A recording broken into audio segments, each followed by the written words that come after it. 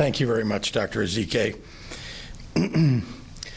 My fellow Illinoisans, in just the past 2 months, we have seen the world as we knew it turned on its head by an invisible enemy. We've been reminded every day of the preciousness of our collective health. And most of all, what we've seen and is what it's meant for the land of Lincoln, nearly 13 million strong, to pull together with the common mission of keeping each other safe until we can put this pandemic behind us. And the people of our state have proven your mettle. You remain a testament to the very best of humanity by standing up for each other in the hardest of times. Under any circumstances, it would be phenomenally difficult to make the sacrifices that people have made in response to COVID-19. But fighting an unseen enemy with no firm end date and no parameters requires amazing fortitude and stamina. Inasmuch as we can point to the success of having saved thousands of lives because of that fight, we also carry the grief of having lost more than 2,800 Illinoisans to this virus so far. Those are our grandparents. Those are our loved ones. Those are our friends. This is a very real and terrible enemy that has forever altered families here at home and across the nation. And when we talk about what's next, we cannot forget those we have lost and those we will lose in the days and weeks and months ahead. I know that we all have a passionate desire to return to the sense of normalcy that we felt before the world knew of COVID-19. Here's the truth, and I don't like it any more than you do. Until we have a vaccine or an effective treatment or enough widespread immunity that new cases fail to materialize, the option of returning to normalcy doesn't exist. That means we have to figure out how to live with COVID-19 until it can be vanquished, and to do so in a way that best supports our residents' health and our healthcare systems and saves the most lives. With that very much in mind, I want to introduce you to our framework for moving forward. Restore Illinois is a public health plan to safely reintroduce the parts of our lives that have been put on hold in our fight against COVID-19. Science and data are our overarching guardrails for how we move forward. And within those guardrails, I've listened to people from across the state and the nation about what can be done to put us on a path toward normalcy. I've asked nonprofit organizations and school leaders and businesses for their best ideas. I've spoken with kids and parents about how to make sure that there is summer fun. I've heard from Democrats and Republicans, mayors and members of our General Assembly and congressional delegation about what their constituents are telling them. While there's no feasible way to talk to every single official in the state of Illinois, I have made it a priority to listen to and read the plans that have been submitted from a wide-ranging number of representative members of our society. And many of those ideas are incorporated into the executive order that I issued last week, and many more are in the plan that I present to you today. Many members of the General Assembly proposed a regional approach to reopening. Senate Republican leader Bill Brady and his caucus suggested using our EMS regions to shape a reopening plan. Indeed, that's the structure of the plan that I present today. Legislators from Metro East, like Senator Chris Belt and Representatives LaToya Greenwood and Jay Hoffman, suggested that we reopen drive-in theaters. These long-beloved entertainment venues are an old way of doing things made new again, and they can now operate under our most recent stay-at-home order. The Legislative Latino Caucus recommended strengthening the COVID-19 safety protocols in manufacturing and our food supply chains to keep the health of our workers sacred and out of harm's way. Mayor Joe Judge of Mount Carmel was one of the earliest leaders to recommend the expansion of elective surgeries in regions where hospital capacity is available. The House GOP Women's Caucus were right to suggest ensuring the availability of non-emergent health services like mammograms, so that these potentially life-saving procedures don't have to be put off any longer.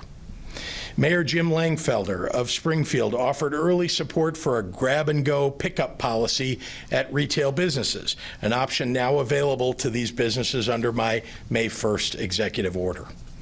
Representative Andre Tapetti and other Black Caucus members requested that we bring more medical professionals into the Black community, which has been so disproportionately impacted by COVID-19, which we've worked to do by expanding the healthcare workforce with retirees and out-of-state workers. Many regional and municipal reopening approaches have been submitted to me, such as the West Central Illinois Plan from Adams County Chairman Kent Snyder and Quincy Mayor Kyle Moore, or the consultations I've had with Peoria's House Democratic leader Jahan Gordon Booth and Mayor Jim Ardis, as well as many other great ideas that I hear from my regular conversations with other key stakeholders, like Brad Cole of the Illinois Municipal League. In short, this data-driven approach follows the best epidemiological recommendations, but it's also inspired by people across our state who carry real passion to make sure that their communities can begin thriving again, even in the face of this pandemic. This is also a regional plan. We are one Illinois, but we are also one Illinois made up of 60,000 square miles. And reality on the ground looks different in different areas of our state. So moving forward with Restore Illinois, we're looking at the state as 4 regions, each of which can move through phases at different times: Northeast Illinois, North Central Illinois, Central Illinois, and Southern Illinois. To be clear, these regions were not arbitrarily selected. These reflect the IDPH emergency medical service regions that have existed for decades, the same regions that set parameters for ambulance drivers and hospital collaborations. Using the existing medical regional breakdown allows our public health professionals to manage and monitor capacity in an existing framework. Restore Illinois operates with 5 phases, beginning with phase 1, where we saw a state of rapid spread and needed to impose our original stay-at-home order, and ending with phase 5 and a fully reopened economy in a post-COVID-19 world. Let's begin with phase 1, or where we were from early March to April 30th, when Illinois moved to minimum essential operations to bend the curve, to curtail the rapid spread of the virus, to acquire necessary protective and healthcare equipment, and give us time to expand hospital capacity. We've been through this phase once, and no one wants to go backward. Then there's the phase we're in now, and that's phase 2, the phase that we entered into with the new May 1st modified stay-at-home order. Many of our phase 2 mitigations are similar to phase 1, but adjustments were made to offer flexibility where public health experts told us we could. That's where we've been and where we are. So what's next? Healthcare regions that meet certain thresholds over the next few weeks will be able to move to phase 3. At that point, with face coverings as the norm, non-essential manufacturing and other non-essential businesses can open in accordance with safety guidance. Telework, wherever possible, is strongly encouraged. Barbershops and salons can reopen. Health and fitness clubs can offer outdoor classes and one-on-one personal training, all in accordance with DPH safety guidance. The region's state parks can open. Limited childcare and summer programs can operate with DPH guidance. All public health gatherings of 10 people or fewer can take place during this phase. And I want to stress this point. Even as businesses reopen, employers should do everything in their power to provide remote accommodation for older and COVID-vulnerable employees. In Phase 4, a region would need to see continued declines in its positivity rates and hospitalizations and maintain surge capacity. And if so, restaurants, bars, spas, cinemas, theaters, retail, and health and fitness clubs can open with new capacity limits and DPH-approved safety guidance. Schools, summer and fall programs, childcare, and higher education can open with safety guidance, and all outdoor recreation programs would be allowed. Public gatherings in Phase 4 will be limited to 50 people, although this limit is subject to change up or down, depending upon what the science tells us at the time. IDPH will watch the identified health metrics closely to determine when regions have attained them, so each can move from Phase 2 to Phases 3 and 4. And more specifically, those metrics are, first, a region must be at or under a 20% test positivity rate and increasing by no more than 10 percentage points over a 14-day period. And a region must have either not had an overall increase or must have maintained overall stability in hospital admissions for COVID-like illness in the last 28 days. And a region must maintain the availability of a surge threshold of 14% availability of ICU beds, of medical and surgery beds, and ventilators. Because May 1st marked the beginning of Phase 2, in which we loosened and modified a number of mitigations, that is the first day for the 14 and 28-day measurement periods to begin, meaning that the earliest that a region can move to Phase 3 is May 29th. Changes to mitigation strategies in each phase will impact the data in each phase, so the assessment period begins when each new phase begins. IDPH will be tracking each of the 4 regions on these metrics and will make that data available online to you every day so that the public can track it too. Importantly, just as public health indicators will tell us when to move forward at any time, they could also signal that we need to move backward. IDPH will be tracking metrics here as well. Moving backward is honestly the last thing that anyone wants to do. But if the virus begins to attack more people or the healthcare systems are heading toward becoming overwhelmed in any region, swift action will need to be taken. We have named Phase 4 Revitalization because it is in this phase that everyone in Illinois will be rebuilding what school and work will look like for a while, until we reach the other side of this pandemic.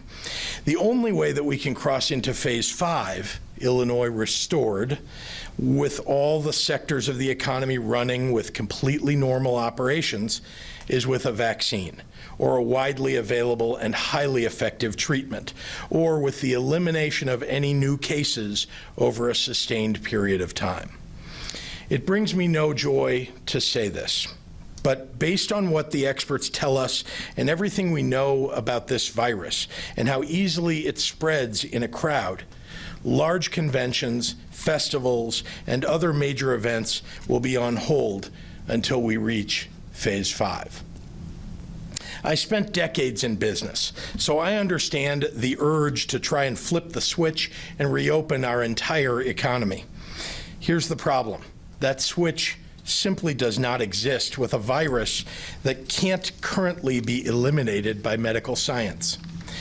And I won't open the door to overwhelming our hospital system and possibly tens of thousands of additional deaths by exposing everyone to the virus today just because a loud but tiny minority would like to indulge in that fantasy.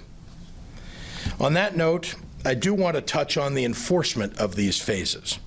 At the state level, we don't have the capacity or the desire to police the individual behavior of 12.7 million people. Enforcement comes in many forms, and our first and best option is to rely on Illinoisans working together to see each other through this pandemic. But we are also working with local law enforcement and have asked for their assistance to monitor for violations and consider taking actions when necessary. But that is not the option that anyone prefers. It's important to remember that we put this plan together not only because the state needs a plan, but because mayors need a plan, because small business people need a plan, workers need a plan, everyday Illinoisans need a plan. But this plan, as vetted and data-driven as it is a plan for responding to and recovering from a global pandemic in the 21st century. There is no modern-day precedent for this. We are quite literally writing the playbook as we go. The scientists learn more about this virus every day, and we can and we will make our Restore Illinois plan smarter as we move forward. I'm not afraid to redesign the playbook if the rules change. I know this is difficult. This virus has uprooted lives and caused immeasurable hardship for millions in our state. And the weeks and months ahead will require our resilience, our patience, our persistence, and our sense of solidarity. I still believe that our strongest weapon against COVID-19 is one that this virus can never take away from us, and that's the strength of the people who call Illinois home. Throughout our history, Illinoisans have consistently raised the bar for the nation, and we've done so graciously and humbly and creatively. We were the first state to ratify two of the most important amendments to the U.S. Constitution, one abolishing slavery and another one granting women the right to vote. We developed the first cell phone here, the first zipper, the first dishwasher. All were invented here in Illinois. Illinoisans created the first skyscraper and the John Deere tractor. What all these things have in common is that they were the product of a people who have always believed that it is possible to create a better future, to build a better tomorrow. Illinois, over the past 2 months, you have dropped off groceries for your elderly neighbors. You've ordered meals from the family restaurants near you. You've raised funds for nonprofits. You've sewn face masks and face coverings for your communities. You've delivered educational packets to children, danced from your driveways, practiced your faith in new ways, cheered for our frontline heroes. You've been all in for Illinois. And because of your actions, Illinois will lead the nation in redefining what's possible once more. So as we press forward slowly and steadily, let's embody the spirit of our nation's greatest president, Abraham Lincoln, and the wisdom that he offered the nation in the final days of his presidency. With malice toward none, with charity for all, with firmness in the right as God gives us to see the right, let us strive on to finish the work we are in. I believe in the people of Illinois, now more than ever, and together we will finish the work that we are in. Thank you, and now I'd be happy to take any questions from the press.